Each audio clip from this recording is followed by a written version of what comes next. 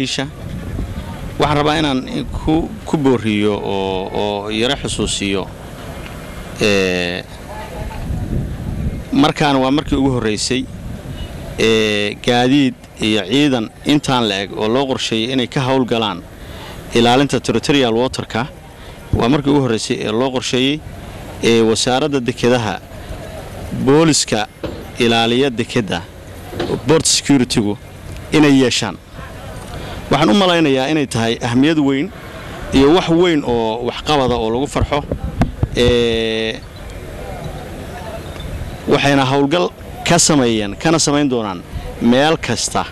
oo aanu ama xog ku helo ama aanu ogaano oo xuduudda aanu sheegnay kamid ah ciidanka wixii ka baxsan port security-ga dawladdu waxay leedahay ciidan marines oo lagu talagalay hay'ad la yiraahdo BMBF oo ciidanka badda Puntland ah oo iyaga laftoodu boolis ah iyaga ayaa wixii ka baxsan capacity-ga aan ugu talagalay port security inuu gaaro iyaga ayaan hadii la idmo iyaga ayaa ka qaban doona waxay kale oo qayb weyn ka tahay waad ogeydeen sanadihii la soo dhaafay burcadbadeedu waxay gaadhay in ay marka gaadiidku dekada ka baxaan oo ilaa 10 mayl 20 mayl iyo wixii loo gaaro ay ka ugaarsadaan ama ay soo galayaan oo marka ay isku dayaan inay gaadiid kale ku raadsadaan taa lafteedu waxa weeye gurmad degdega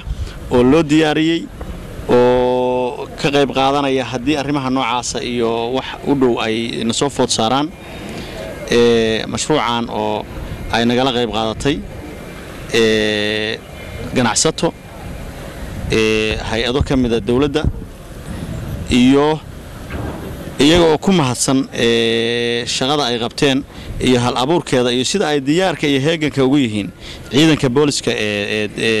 port security-ga dekedu aad iyo aad bay ugu mahadsan yihiin cid nagala qayb qaadatay iyo cid kasta oo hadda rabta inay gacan ka geysato waa mahadsantii